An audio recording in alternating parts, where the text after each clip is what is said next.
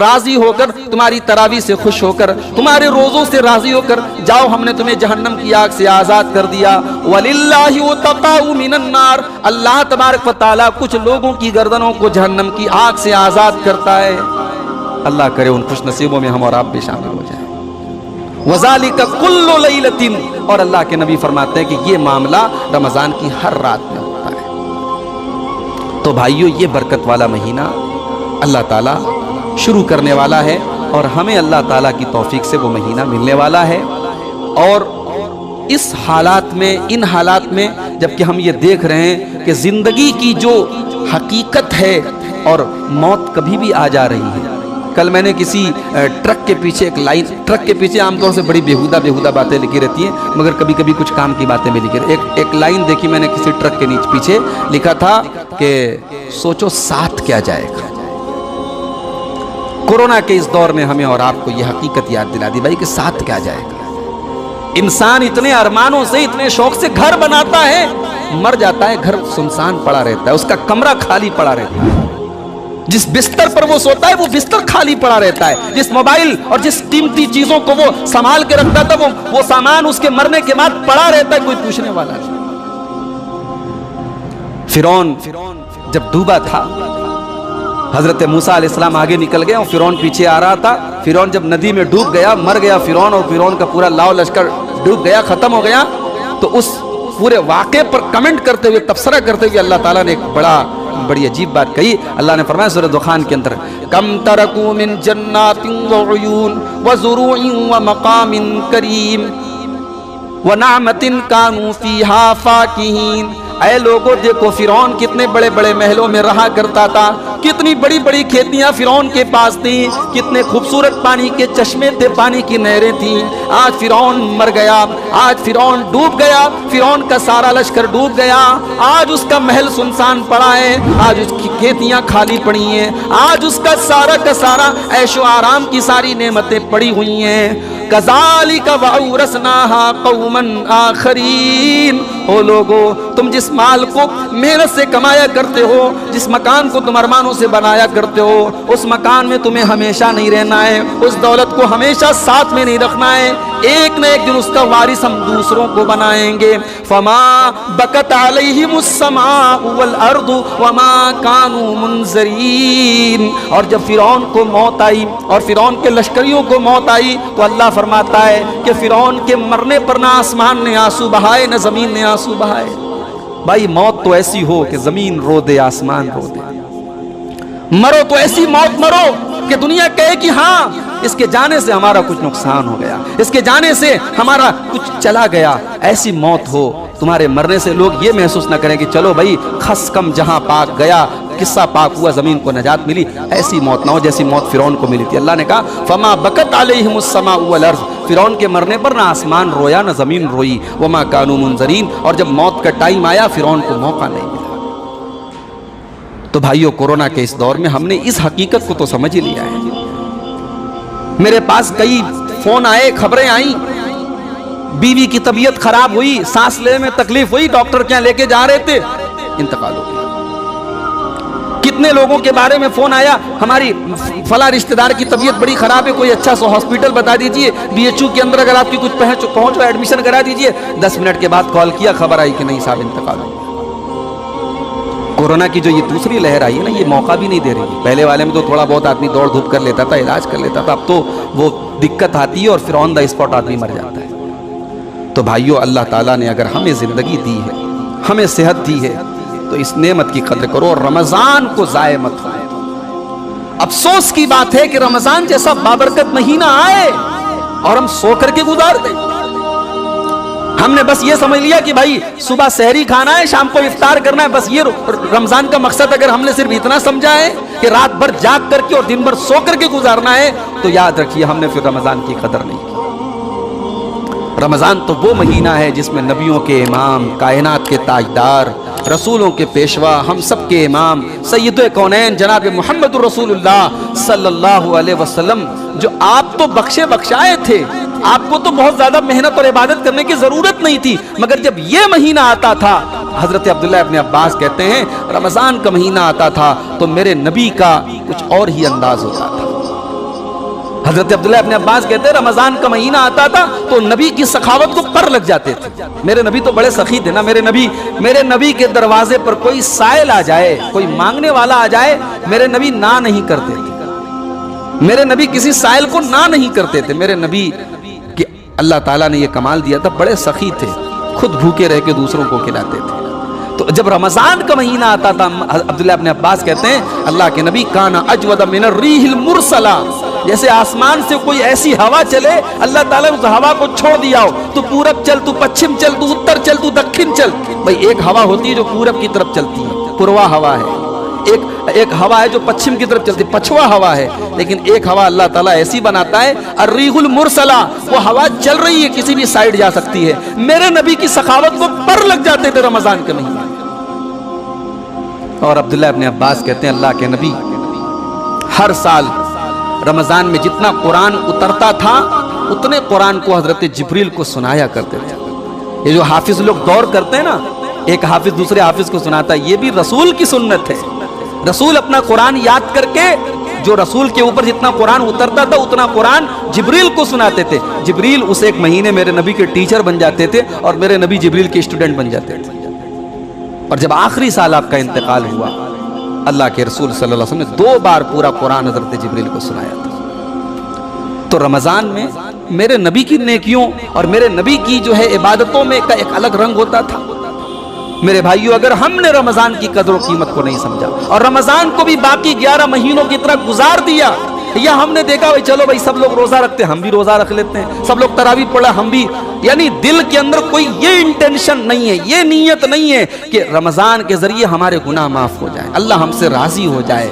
یہ اگر نیت نہیں ہے اور صرف فارمیلٹی پوری کرنے کی نیت ہے, یا یہ ارادہ چلو سب لوگ کرتے ہیں ان کی دیکھا دیکھی ہم بھی کر لیں, تو بھائی پھر ہمارے روزے, ہماری تراویح, ہماری تہجد کا کوئی مطلب نہیں. اسی لیے آپ دیکھیں کہ نبی اکرم صلی اللہ علیہ وسلم نے جہاں بھی روزے کا ذکر کیا ہے, جہاں بھی شب قدر کا ذکر کیا ہے, جہاں بھی تراویح کا ذکر کیا ہے, وہاں آپ نے 2 چیزوں کی شرط رکھی. من صام رمضان ایمانا واحتسابا غفر له ما تقدم من ذنبه, جس نے رمضان کا روزہ رکھا ایمان کے ساتھ اور ثواب کی امید کے ساتھ, یہ 2 چیزیں شرط ہیں.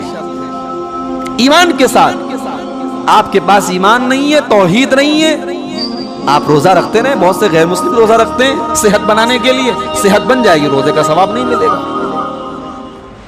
آپ رات میں 2 گھنٹہ تراویح پڑھ رہے ہیں, نیت آپ کی جو ہے ایمان نہیں ہے, احتساب نہیں ہے, ثواب کی نیت نہیں ہے, پڑھتے رہیں آپ تراویح 2 گھنٹہ نہیں, رات بھر پڑھ رہے ہیں آپ. یا صرف یہ ارادہ کر لیں چلو بھائی جلدی 3 دن پڑھ کر کے یہ فارمیلٹی پوری کر لیں, پھر جم کر کے کاروبار کریں گے, تو 3 دن والی تراویح پڑھ لیجئے, راجدھانی ایکسپریس والی, ہو گیا کام. ثواب نہیں ملنا ہے آپ, ثواب تو نیت کی بیس پر ملے گا. اور نیت کیا ہونی چاہیے؟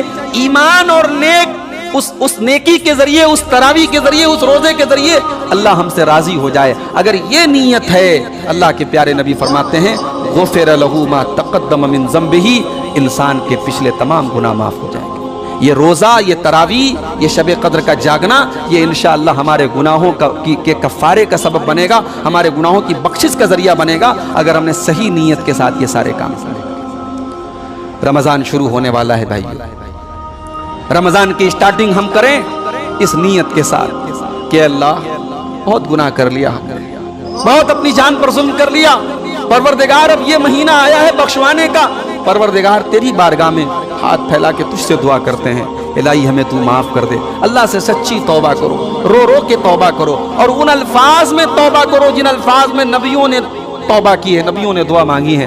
آدم کی دعا یاد کر لو, ربنا ظلمنا انفسنا وان لم تغفر لنا وترحمنا لنکونن من الخاسرین. پروردگار ہم نے اپنی جانوں کے اوپر ظلم کیا ہے, اور تو نے ہمیں اگر نہیں بخشا اور تو نے ہم پر رحم نہیں کیا تو اے اللہ ہم خسارہ اٹھانے والوں میں سے ہو جائیں گے. بھائی ہم گناہ کر کے, اللہ کی نافرمانی کر کے جائیں گے کہاں؟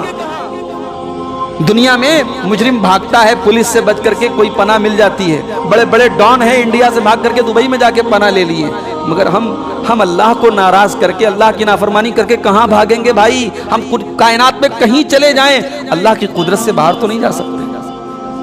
आदम अलैहिस्सलाम ने इस दुआ में यही हमें सिखाया है कि भाइयों अल्लाह से माफी मांग लो, उसने माफ नहीं किया और उससे तुमने माफी नहीं मांगी तो तुम्हें कौन नजात देगा, तुम्हें कौन बचाएगा, अल्लाह के अलावा कौन बचाने वाला है।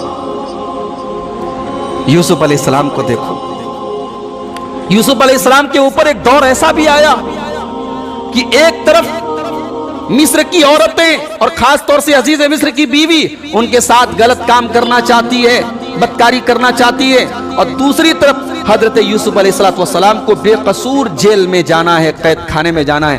दो ऑप्शन है हजरत यूसुफ के पास, एक तरफ मासियत है, एक तरफ मुसीबत है, एक तरफ ज़िनाकारी है, एक तरफ कैद खाना है।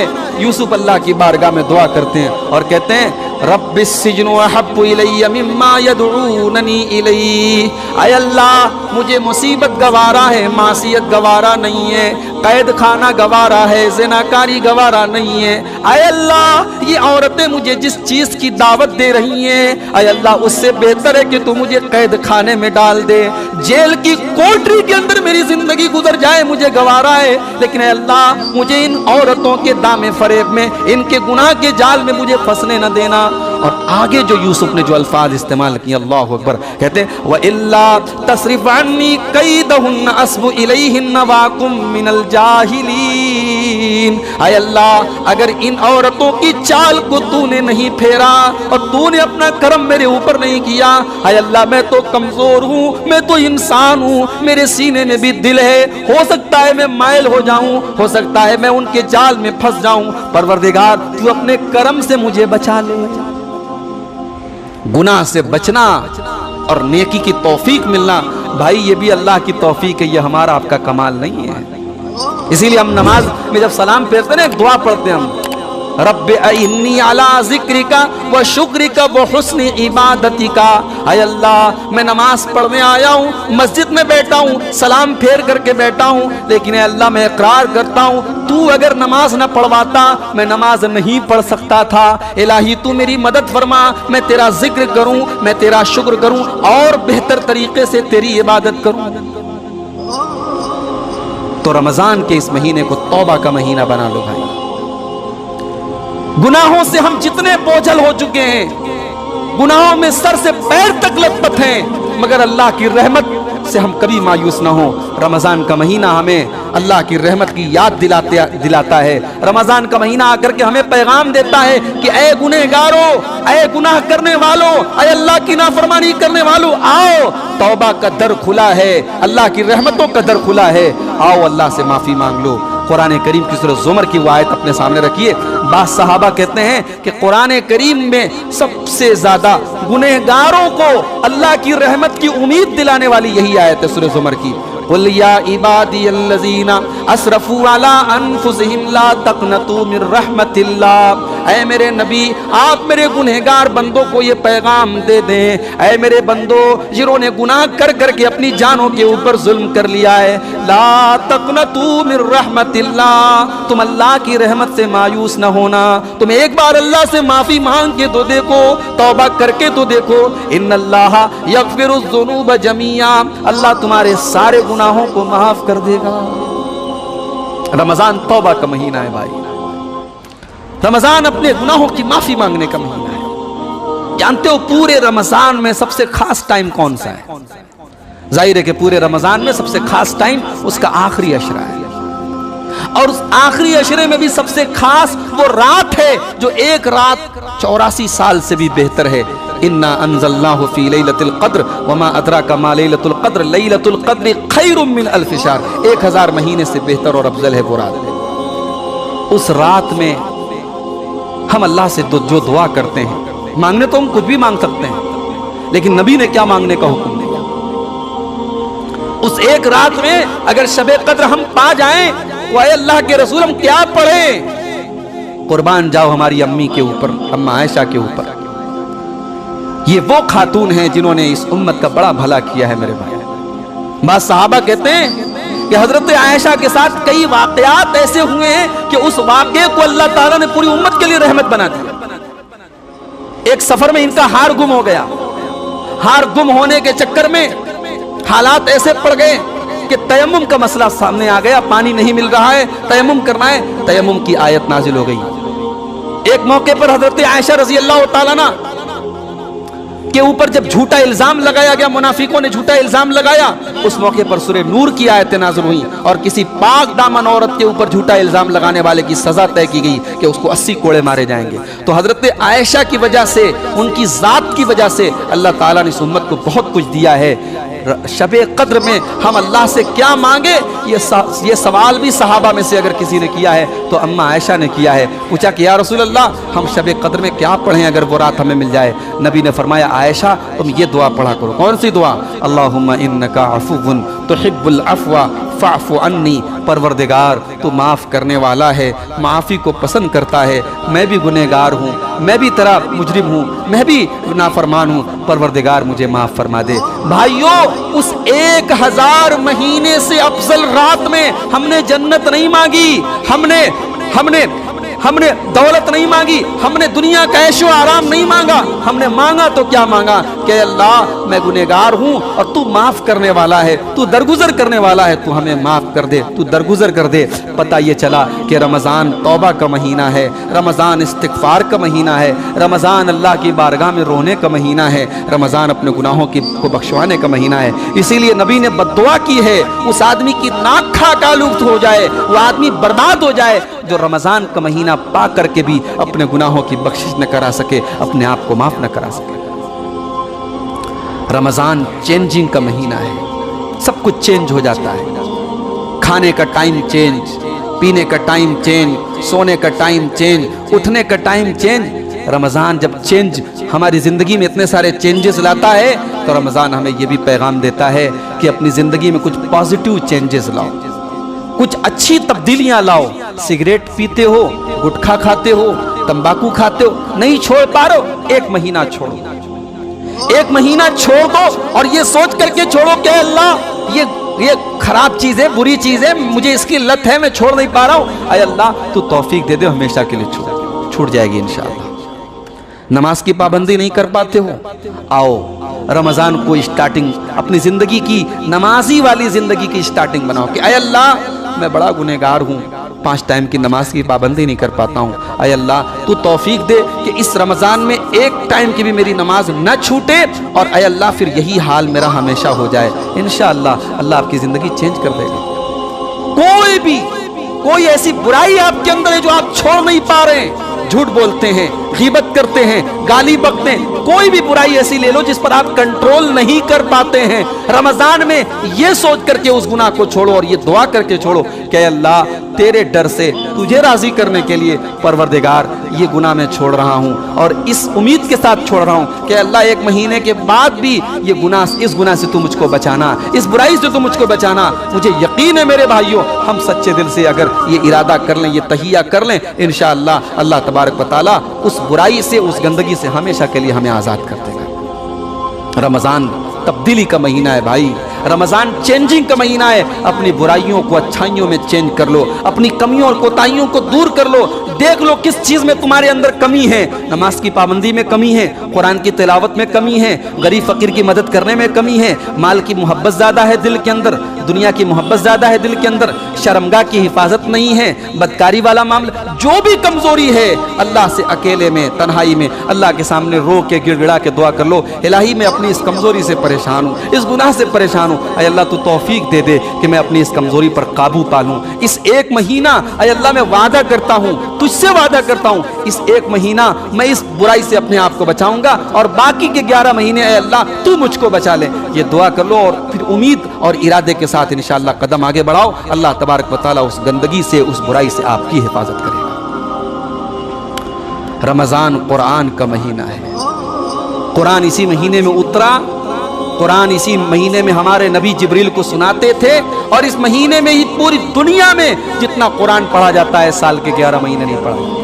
پوری دنیا میں کروڑوں حافظ رمضان کے ہی مہینے میں تراویح کی نماز میں مقتدیوں کو قرآن سناتے ہیں. میرے بھائیوں رمضان کو قرآن کا مہینہ بنا لو. جانتے ہو قرآن بڑی عجیب کتاب ہے. قرآن بڑی عجیب کتاب ہے. آج اس قرآن کے بارے میں جس طریقے کی باتیں ہو رہی ہیں اور جو اعتراضات ہو رہے ہیں یہ کوئی نئے نہیں ہیں. 1400 سال سے اس کتاب کے پیچھے, اس کلام کے پیچھے بڑی سازشیں ہوئیں, مگر لوگ یہ بھول گئے یہ کسی انسان کا کلام نہیں ہے, یہ اللہ کا کلام ہے.